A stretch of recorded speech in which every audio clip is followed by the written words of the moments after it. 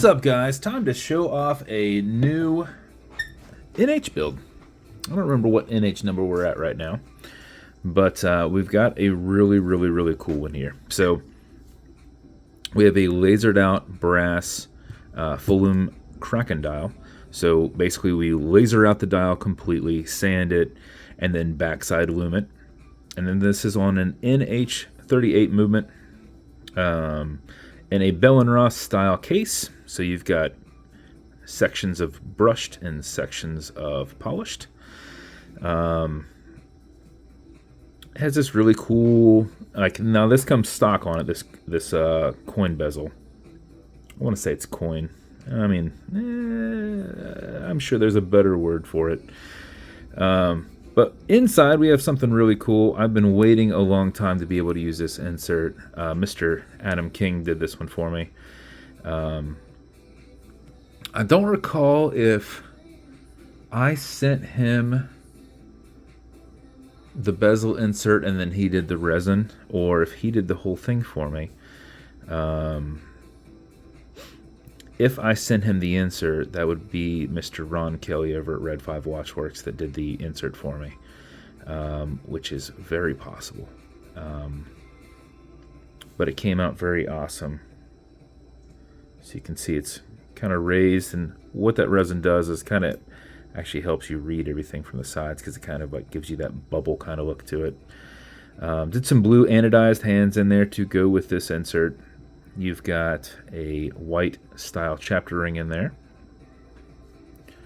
blue anodized crown, and then this outside of the exhibition case back on the back, which is part of the case.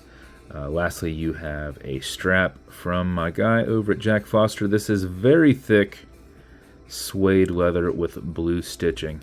In order for me to ever to get this preview buckle tongue, I think is what these are, to go through, I had to smack the shit out of it to flatten it out, because it was getting hung up inside here, because this is very thick.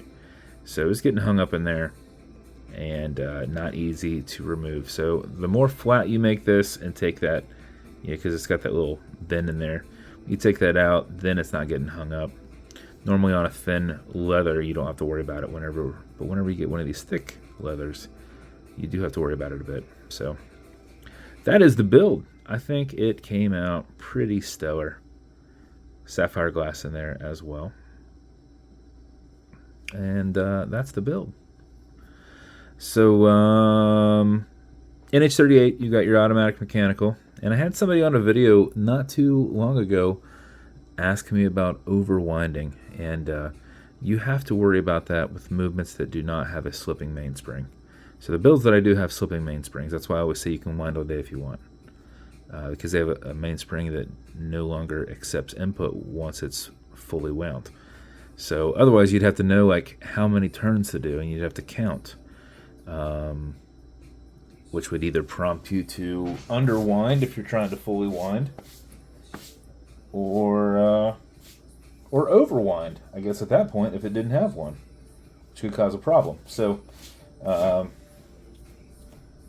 I don't know how long to actually tell you, because I don't sit here and wind them and then measure them later and see how many turns that got. So apparently I got a phone call there while I was sitting back thinking. So it has a slipping mainspring in it. So you're going to back the crown off the threads until you hear it and feel it clicking. You're going to notice it kind of kicks off too. You'll feel it pop into your hand. At that point you can wind it. You'll notice your movement's still going. You're in the wind situation. So you're going to wind, and winding it this way winds it. Winding it this way doesn't wind it. So 4 or 5 seconds of that mixed with your rotor movement from moving around. Where's the rotor? There it goes. That also puts wind to it. So the more you're moving around, the more that's winding.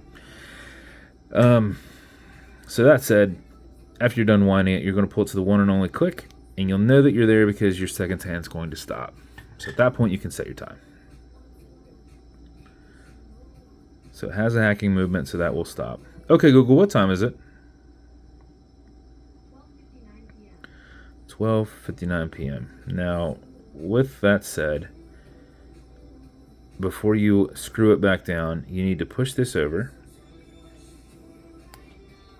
till it clicks and puts you back into that wind position. And now your hands are disengaged. You can push this in, turn, and you're done. These on weatherproofness or waterproof. Screw in crown so you're good there, but screw in caseback with a gasket around it. It's not the same as your twist screw down, like real tough compression. It's as tight as you get these screws without rounding them or slipping or anything like that. So, plus you're on leather. Not that you can't swap that out. You can unscrew this. One of the sides pops out of the other. It's real easy if you have to change the band on these. One of these sides, if you unscrew it, seems to be pretty tough. If you feel it, go to the other side. You have a screw that goes into the other side, which is a barrel. So you'll figure out which side's which if you have to take one off. But that is the build. As with every build, you're going to get matching beads. And before we do that, let's show off how this looks real quick.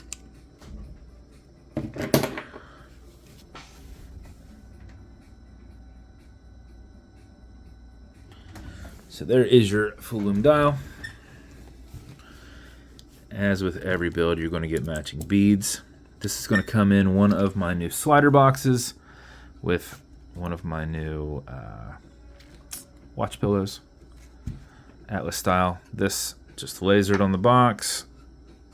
And you know what would be better if I just bent my camera around, right? Just slides right on. So that's it. This is going to come with watch cleaner. This is a foamer. It's good on all glass and metal, so everything here in the center, non-streaking, non-toxic, non-residue, as well as a microfiber. And then you're also going to have some leather conditioner to keep that strap perfectly soft. You'll probably never need to use it with this suede, but if you ever do, apply it on the front and back, let it soak in, remove any excess, apply it with some sort of rag. Don't use that microfiber. And that's the build. If it's going to you, congrats. Appreciate you. And if you want me to build you something custom and unique, reach out and I'll see what I can do. And if you want to continue to see videos like this, like and subscribe as I put them up all the time. Thanks, guys.